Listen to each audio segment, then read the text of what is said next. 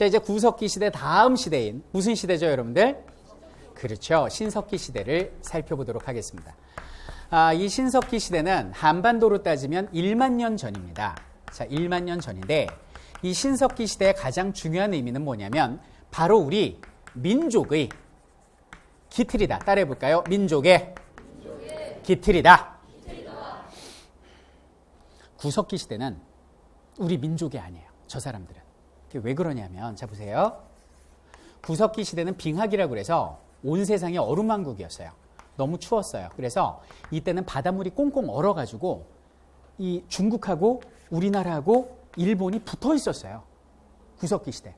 중국에서 걸어서 노숙을 하면서 일본까지 걸어갔다가 또 일본에서 거꾸로 우리나라 거쳐서 중국으로 갔다가 집도 절도 없이 끊임없이 이동을 했던 사람들이 뭐 농사도 못 짓고 그냥 이동 생활했던 사람들이 구석기인들이에요. 그러니까 이 사람들이 뭐 중국인인지 우리인지 뭐 조상인지 알 수가 없잖아요. 그런데 신석기의 특징은 날씨가 따뜻해져요.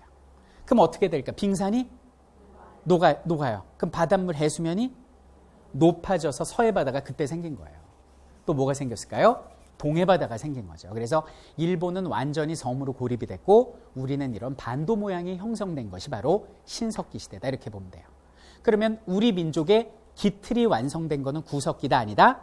아니다. 신석기 시대와 그 다음 시대인 청동기 시대를 거치면서 우리 민족의 기틀이 형성되었다라고 교과서에 명시되어 있다. 이런 얘기입니다. 자, 그러면 우리의 뿌리를 지금부터 한번 살펴보도록 할게요. 이 신석기 시대에 우리가 꼭 기억해야 될 게 뭐냐면 바로 신석기 혁명이다. 이렇게 보시면 돼요. 이 신석기 시대 혁명은 바로 농경이 처음으로 시작되려는 거예요. 반만년 역사 동안 세계사로 따지면 반만년이 아니죠. 훨씬 더 된 역사 동안 인류 역사 동안 딱 3번의 혁명이 벌어져요. 자잘한 혁명 빼고 가장 큰 혁명 첫 번째가 신석기 시대에 농사를 짓기 시작했다는 거. 그것으로서 세상이 뒤바뀌어요. 여러분들 구석기 시대가 차지하는 비율이요 99.9%예요. 그죠? 나머지 1%의 뭐 신석기, 청동기, 철기 오늘날까지 다 살아요. 그러니까 정말 그 주먹도끼 두고 우가우가 하면서 70만 년을 산 거예요. 발전 없이. 발전이 없어요. 진화도 없고. 그러다 사람이 인류가 빵 하고 진화하기 시작한 게 농경. 그 다음이 기계혁명, 산업혁명. 그죠? 증기기관에 있어서 기계가 인간의 노동력을 가져가게 되죠. 그 다음에 세 번째가 21세기 정보화혁명이다. 이렇게 얘기를 합니다. 총 3가지 혁명 중에 첫 번째 혁명이 신석기 시대에 시작되는데 요때 이제 밭농사를 짓기 시작해요. 이게 밭 표시거든요. 한국지리에서. 그래서 조나, 피나, 수수, 요 좁쌀이라고 그래갖고 그 병아리 먹이 이런 거 있잖아요. 요런 거를 농사짓기 시작합니다. 왜 농사를 짓기 시작했는지는 정확하게는 알 수 없어요. 자, 어쨌든 이 농경이 어떻게 세상을 바꿨는가 요걸 보죠. 자, 농사를 지으려면 힘들게 씨를 뿌리고 밭을 갈고 한마디로 농장을 만들어야겠죠. 근데 구석기 시대는 사냥감을 찾아서 왔다 갔다 하는 이동 생활이었다면 이제는 무슨 생활이? 정착 생활이 일반화되게 됩니다. 자, 그럼 신석기 시대를 그림으로 그려볼게요. 이 사람들 집을 움집이라고 그러는데 단열 및 보온 효과를 위해서 반지하로 파고 들어갑니다.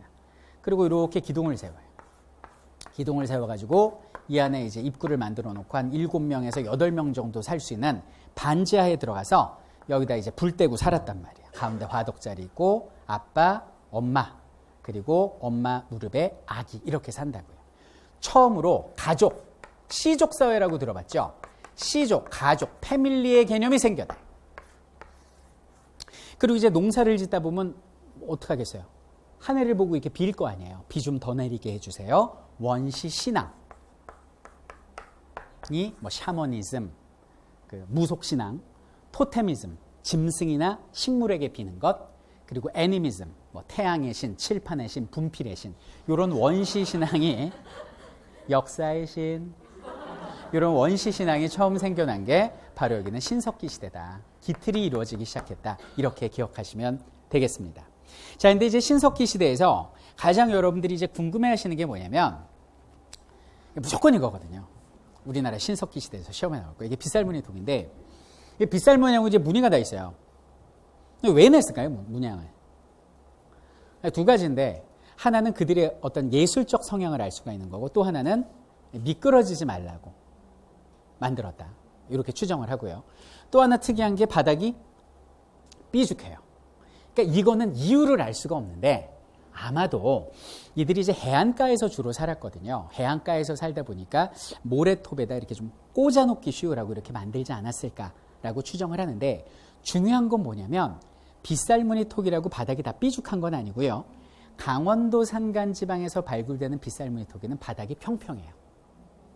크기도 다양해서 사람이 들어갈 만한 크기, 실제로 작은 크기, 혹은 바닥이 평평한 다양한 빗살무늬 토기가 있고 아마도 신석기 시대 사람들은 농사지은 조피수수를 이 안에 담아서 저장용기로 사용했을 것이다. 혹은 여기다 불을 떼서 조리도구로 사용하지 않았을까 이렇게 생각을 합니다. 그래서 처음으로 토기가 만들어진 것도 여기는 신석기예요.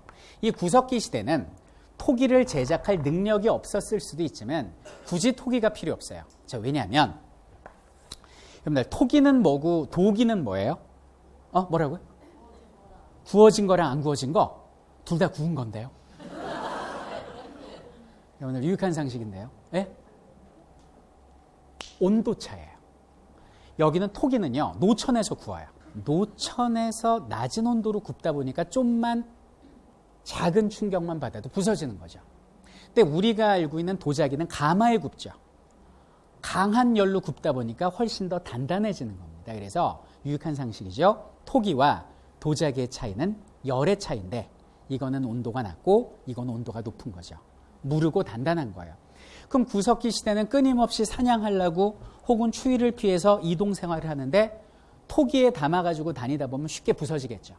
그러니까 구석기 시대는 나무 넝쿨에다가 맘모스 고기 덩어리를 엮어서 이루고 다녔던 시대고 신석기 시대는 정착을 하다 보니까 자연스럽게 토기를 만들 수밖에 없었던 시대다. 이렇게 이해를 하시면 되겠어요. 그런데 여기는 신석기 시대 유적이 또 어떻게 발굴됐느냐. 제가 뭐라고 그랬어요? 고고학은 우연에서 비롯된다고 그러죠. 백날 찾으려고 인디애나 존스처럼 찾아다녀봐도 안 나와. 우연히 위대한 발굴이 이루어집니다.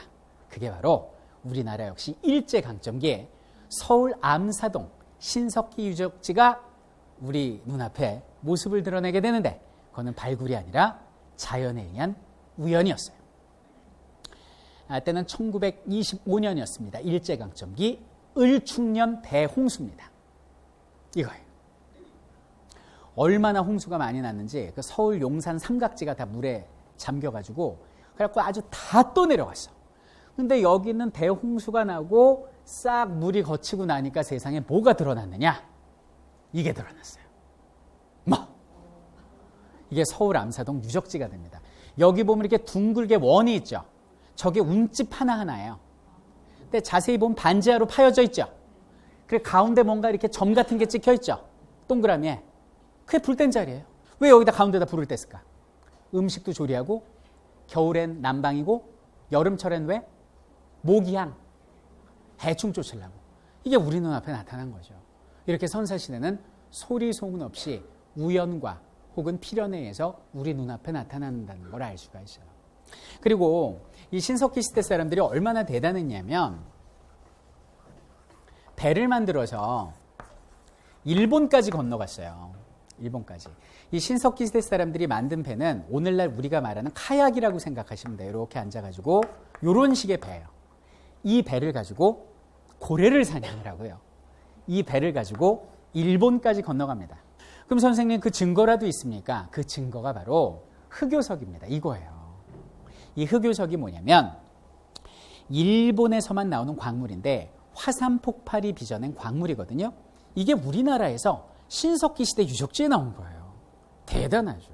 그렇죠? 그래서 일본과의 교류가 그때도 있었구나 이런 거 알 수 있고 하나 더 그 당시 우리 조상들한테 배울 거는 그 조개 무덤이라는 게 발굴이 됐어요. 조개 무덤이 뭐냐면 조개 껍데기를 아무데나 버린 게 아니라 한 군데 이렇게 모아서 버렸어요. 그래서 이렇게 조개 무덤이 만들어져요.